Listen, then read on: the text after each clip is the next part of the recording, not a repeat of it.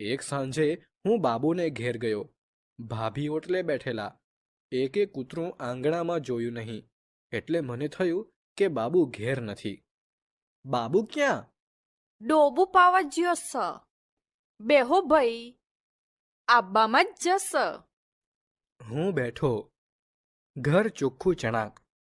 ત્રાંબા પિત્તળના વાસણો માંજીને ચકચકાટ કરીને અભરાઈઓ પર ગોઠવેલા. પાણીયારાની ફરતે દિવાલ પર ચળકતી વાટકીઓ માટી વડે ચોંટાડેલી. બાજુમાં નવા વર્ષે આવેલા ભગવાનની છબીવાળા કાર્ડની હાર જોવા મળે.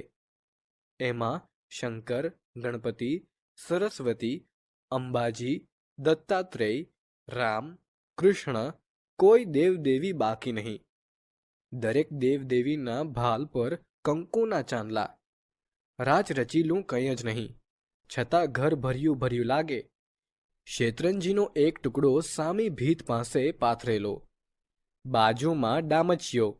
ખૂણામાં ખેતીના થોડા ઓજારો પડેલા. હું અડધો એક કલાક બેઠો, પણ બાબુ ન દેખાયો. થોડી વારે એની ભેંસ દેખાઈ. ભેંસ ખીલે આવીને ઊભી રહી, પણ બાબુના દર્શન ન થયા. ચ્યોંક વાતો કરવા રોકાણો હસી.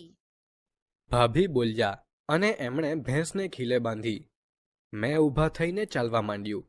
મનમાં એમ કે રસ્તે બાબુ મળશે. રસ્તે શંકર મળ્યો. એને મેં પૂછ્યું તો કહે કે બાબુ તો મોટરે લટકીને ગયો, તે રાતે આવશે. હું સમજી ગયો. બાબુને મોટરનું ભારે આકર્ષણ. ગામને પાદર થઈને જતા આવતા ખટારા કે કોઈની જીપ કે કોઈની ગાડીનો અવાજ સાંભળે કે હમકારો થયો કરતો બાબુ દોટ મૂકે. કોઈ રસ્તો પૂછે તો એ તરત બારણું પકડીને પગથિયા પર ઊભો થઈ જાય ને કહે, હેડો બતાડું.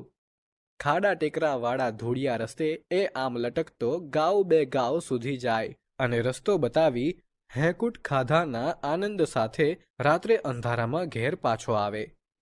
કૂતરા એની પાછળ દોડીને થાકીને અધવચ્ચેથી પાછા વળ્યા હોય.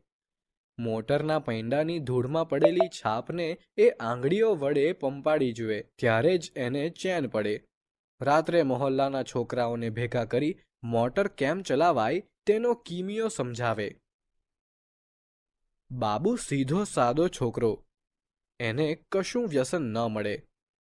એની ઉંમરના છોકરાને વ્યસન જ હોય તો એ દૂર ભાગતો ફરે. હા, એને એક વ્યસન હતું, પ્રસાદનું.